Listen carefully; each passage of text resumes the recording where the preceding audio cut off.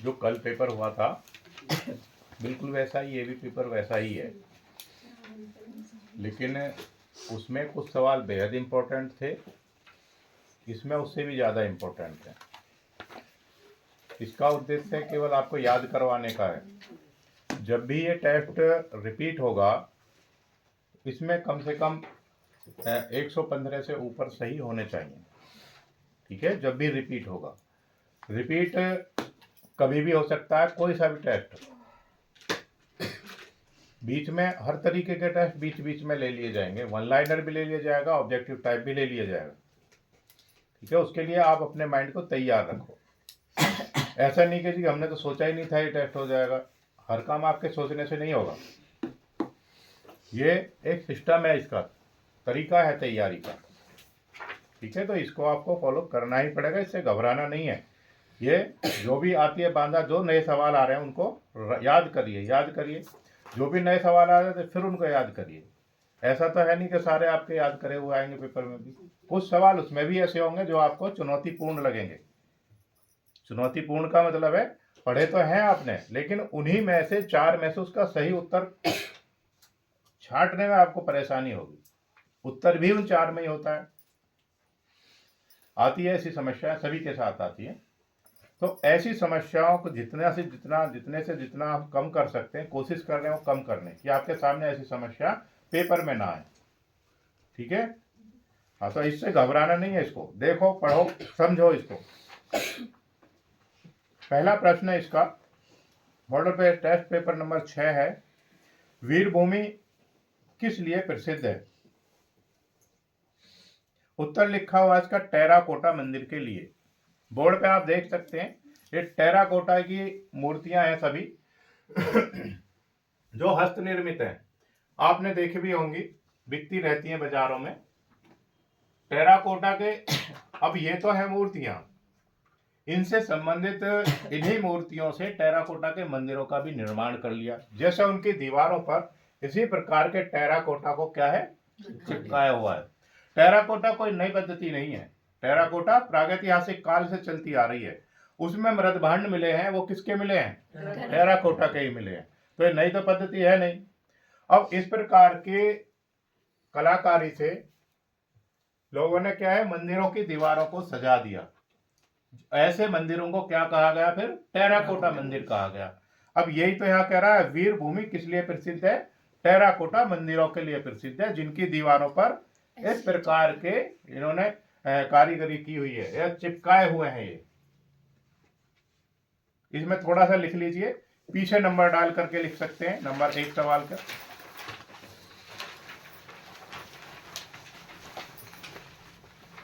Terracotta मंदिर, terracotta मंदिर साफ साफ लिखेंगे, प्रश्न नंबर डाल करके लिखेंगे, ताकि बच्चे को कोई दिक्कत ना हो किसी को भी पढ़ने में, क्योंकि उसको डिटेल में बताने का समय नहीं होगा अब किसी के पास भी। उसने पढ़ा 1 हफ्ते बाद कोई प्रश्न पत्र, फिर उसकी नहीं समझ में आया तो क्या, उससे तो परेशानी होगी ना। उसके सामने फिर कोई ऑप्शन नहीं होगा, और हम आगे बढ़ चुके होंगे काफी, ठीक है। इसलिए शांति से ठीक ठीक लिखिएगा, साफ साफ एकदम से, किसी का गलत ना हो कोई प्रश्न। फिर भी आपका कर्तव्य बनता है अपने सारे प्रश्न एक सरसरी नजर से देख करके जाए, किसका प्रश्न किसी ने गलत तो नहीं लिख दिया। कई बार जल्दबाजी में बहुत फास्ट बोल देता हूँ, तो गलती होने की गुंजाइश हो सकती है आपसे, लेकिन मैं बार बार कोशिश करता हूँ रिपीट करने की। किसी भी प्रश्न को जो बेहद इंपॉर्टेंट है उसको जरूर रिपीट कर देते हैं, जो सहायक सवाल हैं उनको हम एक ही बार में निपटा देते हैं। टेराकोटा मंदिर मल्लाह राजाओं ने बनवाए, मल्लाह राजाओं ने बनवाए 17वीं 18वीं शताब्दी में, 17वीं 18वीं शताब्दी में। टेराकोटा मंदिर, इसके आगे लिखेंगे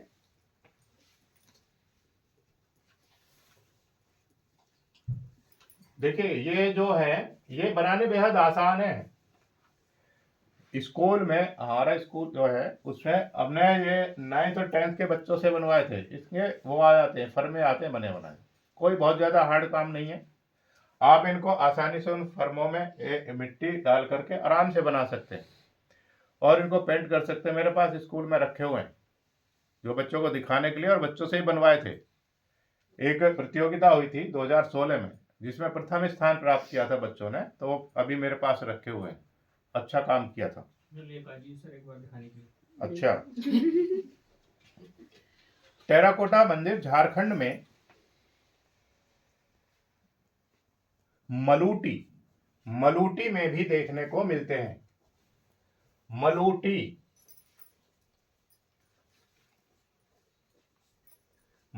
में भी देखने को मिलते हैं।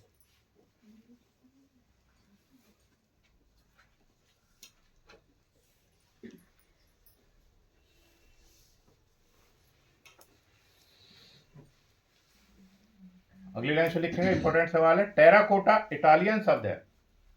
टेराकोटा इटालियन शब्द है।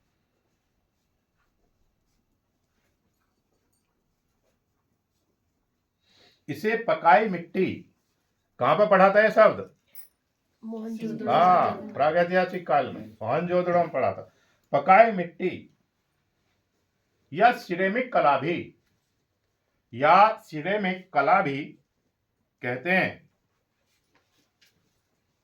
मैंने एक बार बताया था आपको, जैसे ऊर्जा है उसको ना नष्ट किया जा सकता, ना उत्पन्न किया जा सकता, लेकिन उसको एक रूप से दूसरे रूप में स्थानांतरित किया जा सकता। ऐसे ही शब्द है। प्रागैतिहासिक काल में क्या था? पकाई मिट्टी की सभ्यता, पढ़ा है? पकाई मिट्टी के बर्तन, वही शब्द आज भी चल रहा है। उसका थोड़ा सा रूप चेंज हो गया, लेकिन कला तो वही है। तो अब क्या हो गया? सिरेमिक हो गया वो। ठीक है, पकाई मिट्टी के बर्तन। लिखिए आगे।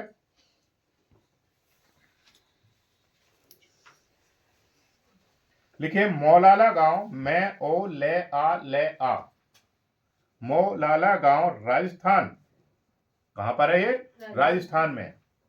राजस्थान टेराकोटा के लिए प्रसिद्ध है। ये इंपॉर्टेंट सवाल है, पूछ लेगा। पश्चिम बंगाल का कौन सा गांव, वीरभूमि के लिए कौन सा गांव प्रसिद्ध है? टेराकोटा के लिए प्रसिद्ध है।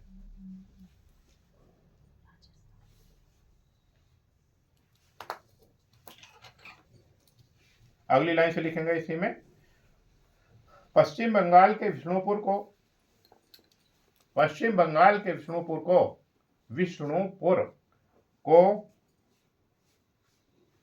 टेराकोटा मंदिर की राजधानी कहा जाता है। टेराकोटा मंदिर की राजधानी कहा जाता है।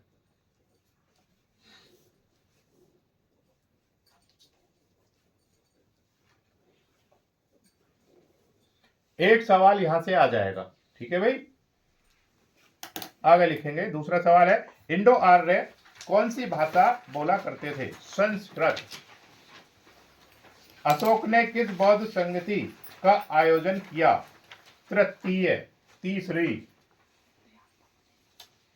250 ईसा पूर्व पाटलिपुत्र से किया था। 250 ईसा पूर्व पाटलिपुत्र से। तीसरी, एलोरा में गुफाएं और शैलकृत मंदिर कितने हैं? किनके हैं? हिंदुओं, बौद्धों एवं जैनों के। हिंदुओं, बौद्धों एवं जैनों के। कौन बताएंगे इनकी संख्या? 34। Very good. 34 एक ही धर्म से संबंधित है? नहीं। आप बताइए सरोज। सर 1 से 12 तक बौद्ध से है और 13 से 28 तक। कौन बताएंगे संख्या कितनी सर कितनी 1 से 12 तो बौद्ध है और 13 से 30 तक 29 तक हिंदू है और 30 ओके। ब्राह्मण। टोटल कितने हैं ये? 34। ओके 34। ठीक है, दिखाने की जरूरत नहीं है, दिखा चुके हैं हम आपको कई बार। भारतीय चित्रकला के प्राचीनतम केंद्र कहाँ है? लिख सकते हैं इसमें, गुजरात लिख सकते हैं, अजंता लिख सकते हैं, जिसने जो भी लिखा हो। अजंता लिख सकते हैं, महाराष्ट्र लिख सकते हैं, मध्य प्रदेश लिख सकते हैं, सिंधु घाटी सभ्यता लिख सकते हैं, कुशीनगर लिख सकते हैं, मथुरा लिख सकते हैं, आंध्र प्रदेश लिख सकते हैं, उत्तर प्रदेश लिख सकते हैं। सर ये सारी ऑप्शन में हाँ जी, तो नहीं इनमें से ही एक आएगा। मतलब इतनी जगह हैं ये इनके प्रमाण, ठीक है। हाँ, आप जैसे अजंता है मुख्य हो गया, ठीक है। महाराष्ट्र आ गया, अजंता नहीं आया तो ही मुख्य हो गया। मध्य प्रदेश आ गया तो ही मुख्य हो गया। वो आपको समझना पड़ेगा। सर मिर्जापुर भीमबेटका हाँ तो बता तो दिया भाई, उत्तर प्रदेश है ना। अगर इनमें से समझना आप ही को पड़ेगा, और सवाल पूछ क्या रहा है, उसके जानने की नियति क्या है। अगला सवाल देखेंगे, लाठ लौह स्तंभ कहाँ है? लौह स्तंभ कहाँ है? जैन मंदिर के निकट। एक तो कौशाम्बी में है, लिख लीजिए। एक दिल्ली में भी है, दिल्ली में भी है, दिल्ली में भी है आयरन पिलर। Yes sir. लेकिन यहां बात हो रही है कौशाम्बी वाले की।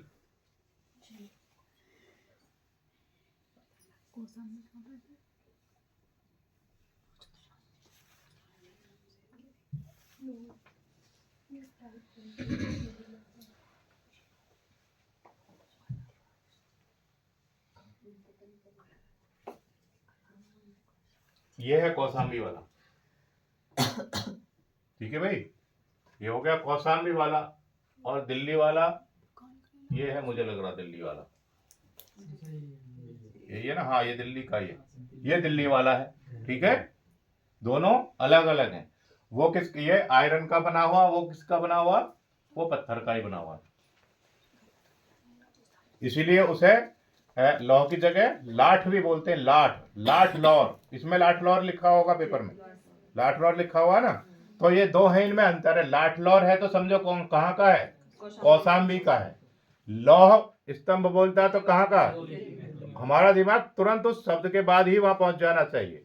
लाठ लौर का मतलब कौशाम्बी, और लौह मतलब दिल्ली। Okay okay. मेगास्थनीज किसके दरबार में रहता था? चंद्रगुप्त। कार्ली गुफा मंदिर किसने और कहां बनवाया था? ऊसव दत्त ने ईसा से 200 वर्ष पूर्व बंबई पूना मार्ग पर, बंबई पूना मार्ग पर। ऊसव दत्त ने ईसा से 200 वर्ष पूर्व बंबई पूना मार्ग पर, या मलवती स्टेशन से 3-4 मील पूर्व में, ये भी लिख सकते हैं। मलवती स्टेशन से 3-4 मील दूर। 1 मील बराबर होते हैं 1600 मीटर। तो 16 कितने हो गए? 48, यानी कि लगभग 5 किलोमीटर के आसपास। भरुच शिल्पकारों ने स्त्री की नाभि का प्रतीक चिन्ह क्या माना है? इंपॉर्टेंट सवाल है। धन का चिन्ह। धन किसे कहते हैं? प्लस। Very good. भरुच स्तूप अवशेष कहाँ संग्रहित है? भारतीय संग्रहालय कलकत्ता। इंपॉर्टेंट सवाल है। गंगईकोड़ा चोलपुरम में शिव मंदिर का निर्माण किसने करवाया था? राजेंद्र चोल प्रथम ने करवाया था। यह भी इंपॉर्टेंट सवाल है। मंदिर वास्तुकला की द्रविड़ शैली की मुख्य विशेषता क्या थी? शिखर का निर्माण थी। एक विशाल स्तूप में कितनी ईंटें प्रयुक्त हो जाती थी? अच्छा, इसका सटीक आंसर नहीं होता, ठीक है। लगभग 10 करोड़ लिख सकते हैं हम, क्योंकि अगर स्तूप छोटा है तो ईंटें कितनी लगेंगी? कम लगेंगी। स्तूप बड़ा है तो कितनी लगेंगी? हाँ, तो ऐसा सवाल पेपर में नहीं आएगा, ठीक है भाई। ये एक इसका क्या है, ज्वल प्रदान करने वाले सवाल होते हैं। कभी आप इस पर अपना दिमाग लगाएं। जैसे ने 10 करोड़ बता दिया था और हमने तो 2 मंजिला बना दिया। सर ये शिखर को गोपुरम बोल सकते हैं या अलग है? शिखर को गोपुरम बोल सकते हैं। भारत की प्राचीनतम शिक्षण संस्था कौन सी थी? तक्षशिला। तक्षशिला विश्वविद्यालय। तक्षशिला विश्वविद्यालय।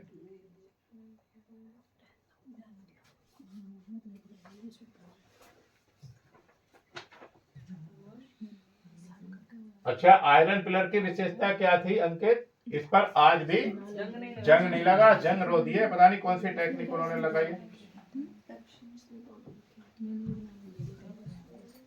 सर नालंदा सही हो जाएगा? नालंदा किसके लिए बोला?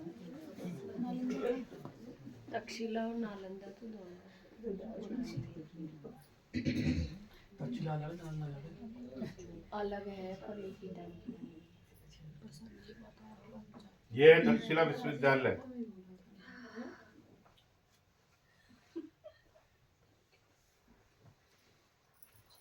अब कहाँ हो गया ये? नष्ट हो गया। हाँ, नष्ट हो गया अभी ये। अब इसके क्या है? ये अवशेष है, अवशेष है केवल। इसके बारे में लिखिए थोड़ा।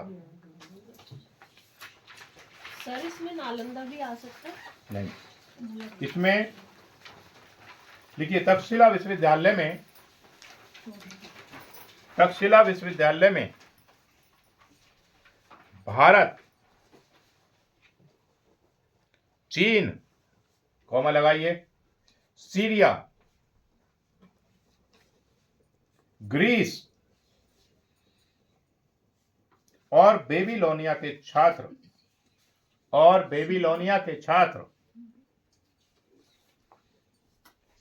पढ़ने आते थे। इस विश्वविद्यालय में 64 विषयों का अध्यापन होता था। 64 विषयों का अध्यापन होता था।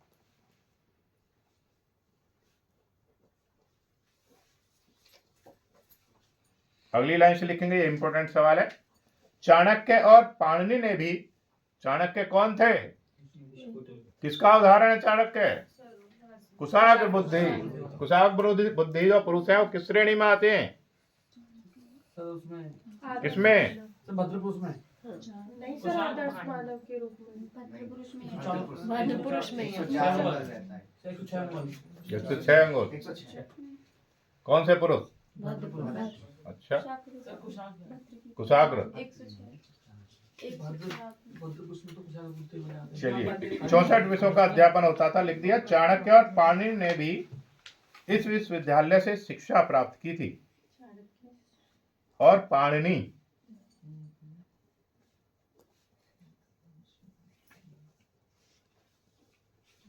आगे लिखेंगे, तक्षशिला विश्वविद्यालय पर सिकंदर ने आक्रमण किया था।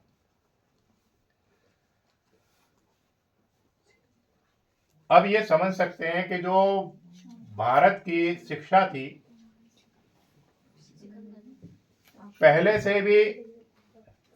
भी एक उन्नत शिक्षा रही है यहाँ पर, जहां पर विदेशी जो छात्र थे वो पढ़ने के लिए आते थे। अब समझ लो कितनी उन्नत रही होगी उस समय पे हमारी संस्कृति, कितनी उन्नत रही होगी। जो विदेशों के छात्र, चीन तक से जो छात्र थे वो यहाँ पढ़ने के लिए आते थे। अब चूंकि अपना विस्तार कर रहे थे तो विदेशियों ने क्या करा? आक्रमण किया और इसको नष्ट कर दिया। अब नष्ट हो गई तो विदेशी क्या आएंगे नहीं, शिक्षा का प्रसार रोक दिया। अगर आगे बढ़ना है तो एक ही तरीका है, केवल शिक्षा, शिक्षा और शिक्षा, इसके अलावा कोई हथियार नहीं है। तो उस हथियार को ही नष्ट कर दिया तो फिर बढ़ेंगे कहां से? ना पढ़ेंगे ना बढ़ेंगे। आगे सवाल देखेंगे, अशोक ने कितने स्तूपों को बनवाया? लगभग 84,000। अशोक के बारे में बहुत अच्छे से बता चुके हैं हम आपको, ठीक है। गंधार शैली का मुख्य विषय क्या था? बौद्ध धर्म से संबंधित। मथुरा शिल्प किस पत्थर से बना है? बलुआ पत्थर। इंपॉर्टेंट सवाल है, पेपर में आता है। विष्णु की प्राचीनतम प्रतिमा कहां से मिली है? मथुरा से। बेहद इंपॉर्टेंट सवाल है। मथुरा के किस मंदिर को आक्रमणकारियों ने 3 बार तोड़ा था? केशव देव मंदिर को।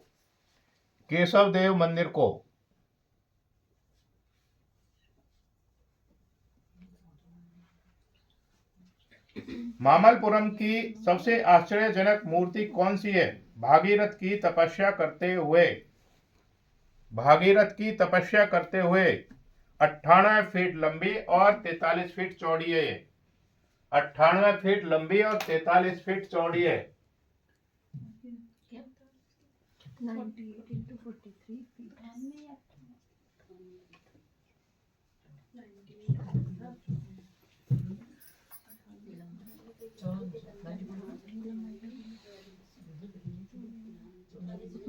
हाँ ये है भाई भागीरथ। भागीरथ कौन थे?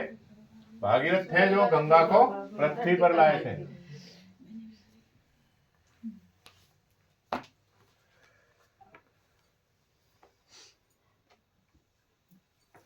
पत्थर से निर्मित स्तूप को क्या कहते हैं? शिलाथूप। शिलाथूप। लघु आकार के किसी एक स्तूप का नाम बताइए। वैशाली। अमरावती स्तूप किस पत्थर से बना वह इसका पता किसने और कब लगाया? संगमरमर पत्थर से बना वह कर्नल मैकेंजी ने 1797 में लगाया था। संगमरमर पत्थर से बना है और कर्नल मैकेंजी ने 1797 में इसका पता लगाया था। जगन्नाथ मंदिर को किसने वह कहां बनवाया? अनंत वर्मन चौड़ ने पुरी में बनवाया। अनंत वर्मन चौड़ ने पुरी में।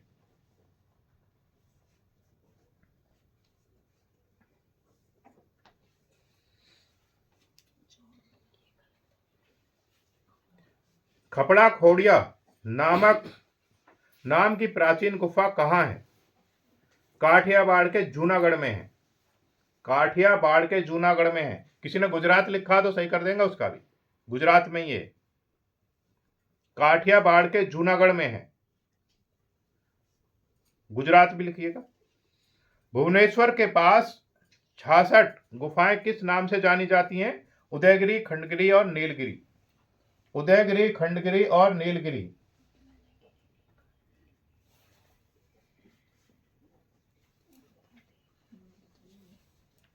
पल्लव रथों में सबसे छोटा कौन सा रथ है? द्रौपदी का रथ है। द्रौपदी। द्रौपदी कौन थी? Very good, very good. हाँ, तुरंत दिमाग वही पहुंच जाना चाहिए भाई।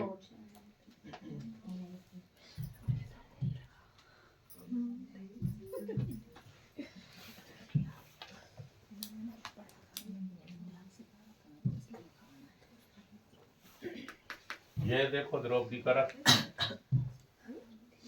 ये हो,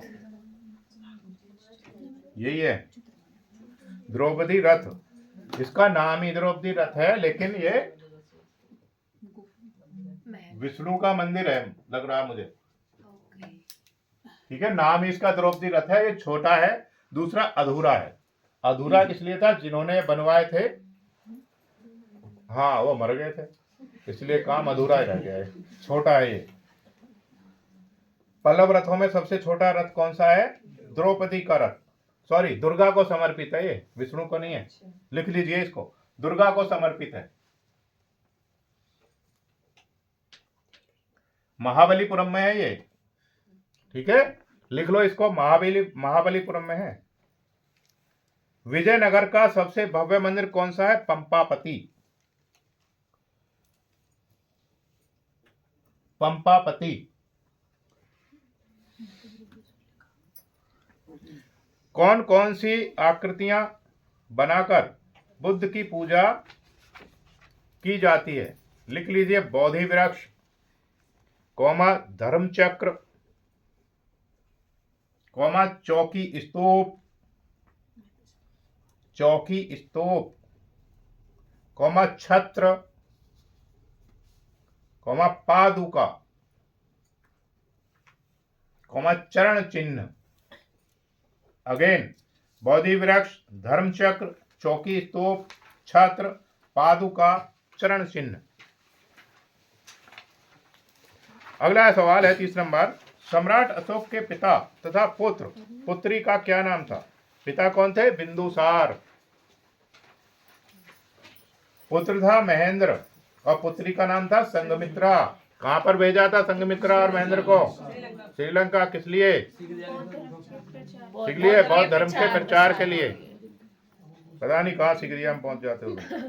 मगध राज्य की नींव रखने वाले सम्राट कौन थे? बिंबिसार थे। बिंबिसार। कलकत्ता से पेशावर जाने वाली सड़क का क्या नाम था? वह किसने बनवाई थी? सड़क आजम शेरशाह सूरी ने बनवाई थी। जोगीमारा गुफाओं का निर्माण काल क्या है? हाँ, जीटी रोड, यही इसी को कहते हैं, सड़क आजम को ही जीटी रोड कहते हैं, ग्रांड ट्रक रोड। जोगीमारा गुफाओं का निर्माण काल क्या है? हाँ, 1000 से 300 ईसा पूर्व, डॉक्टर ब्लॉक के अनुसार है, डॉक्टर ब्लॉक के अनुसार। या फिर लिख लो 1000 ईसा पूर्व, ये मार्शल के अनुसार, तो हमने बोल दिया 1000 से 300 ईसा पूर्व। ये सारे इसी के मंदिर है भाई, अलग अलग मुद्राओं में दिखाए हुए हैं, मतलब अलग अलग तरीके से फोटो खींचे हुए हैं।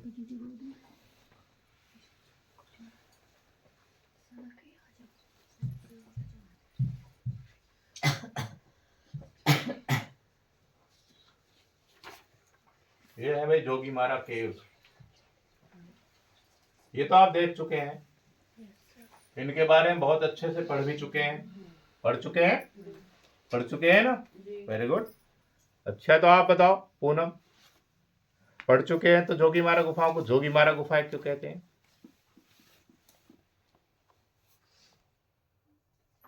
बताइए, आप बताइए दीपा। सर, जोगीमारा गुफा देवदीन और देवदासी सुतनिका के रूप दक्ष देवदीन और देवदासी थी सुतनों का, उनके प्रेम प्रसंग हाँ, पर आधारित चित्र बने हुए हैं। प्रेम प्रसंग पर आधारित चित्र बने हैं, उसी के नाम पर इनको, जोगी वो जाति से जोगी था, उसका वहीं पर क्या, उसको मार दिया गया था। उनके प्रेम प्रसंग का पता चल गया राजा को, राजा ने क्या उनका वहां पर कत्ल करवा दिया।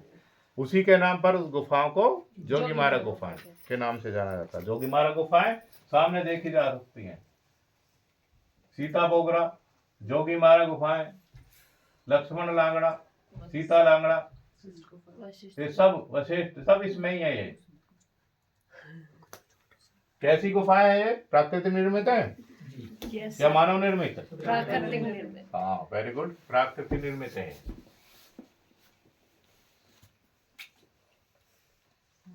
आगे देखेंगे। राजस्थान में सबसे पुराने भित्ति चित्र कौन से माने जाते हैं? महाराणा कुंभा के समय के। भारमल की छतरी महाराणा कुंभा ने कौन सा स्तंभ बनवाया था? पूनम, आप बताओ। रचना, आप बताओ। सरोज, विजय स्तंभ कहां पर? चित्तौड़गढ़ में। कौन से किले में? चित्तौड़गढ़ में। कौन से सन में? कौन सी ईस्वी में? वेरी गुड, चलिए ठीक है। हाँ, कम से कम अच्छा पढ़ा हुआ आपने। भारमल की छतरी के भित्ति चित्र कहाँ है? आमेर, जयपुर में। अजंता की चित्रकारी किस शैली पर आधारित है? 100% सवाल आएगा भाई। देव शैली पर आधारित है। 100% आता है या हर बार आता है? हर एक पेपर में मिलेगा, कोई पेपर ऐसा नहीं बना रखा आज तक का जिसमें ये सवाल नहीं आता। 1844 ईस्वी में सर्वप्रथम किस कलाकार ने अजंता की प्रतिकृतियां तैयार की थी? Robert Gill, Major Robert Gill. क्या थे ये? ब्रिटिश सेना के अधिकारी थे, एक फोटोग्राफर भी थे, चित्रकार भी थे, कई सारे गुण थे इनमें। किसमें? मेजर रॉबर्ट गिल में। अजंता के चित्रों की अनुकृति करने के लिए इंग्लैंड सरकार ने किसे भेजा? मेजर गिल को ही भेजा था। अजंता की किस गुफा, क्यों भेजा था मेजर गिल को ही? क्या ये स्पेशल व्यक्ति थे? क्योंकि चित्रकारी जानते थे, कला के प्रति इनकी क्या थे? रुचि थी, रुझान था, उसको कला को और आगे बढ़ाना चाहते थे। और जिस व्यक्ति का जिस क्षेत्र में रुझान होता है, क्या होता है फिर वो उसमें और ज्यादा आगे बढ़ता है। जैसे एक कहानी मैंने कल भी आपको सुनाई थी, व्यक्ति का जिस चीज के लिए मन करता हो उसी को पढ़ो। आप जरूरी नहीं है आप गणित पढ़ो, ये जरूरी नहीं है।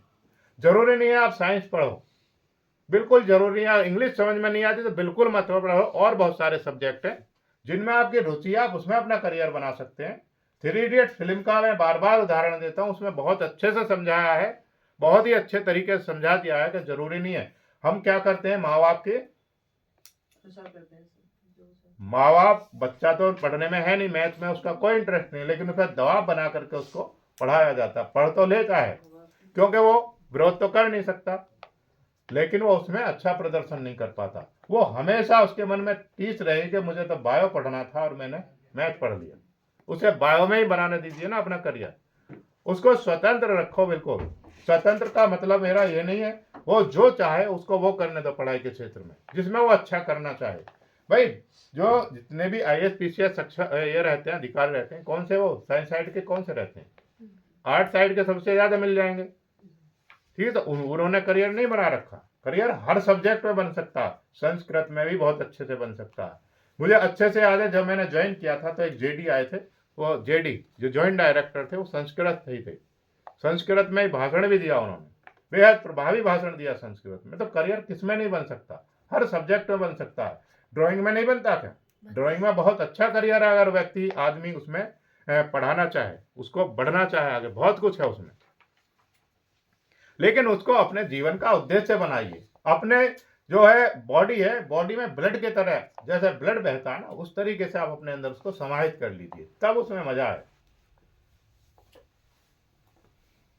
अजंता की किस गुफा की छत सबसे ऊंची तथा किसकी सबसे नीची है? ऊंची छत किसकी है? 29 नंबर की गुफा की, और नीची छत है 8 नंबर की गुफा की। सप्तकुंड क्या है? जहां बागोरा 7 झरनों के रूप में गिरती है, वह स्थल है सप्तकुंड। बागोरा नदी जहां 7 झरनों में गिरती है, उसको कहते हैं सप्तकुंड।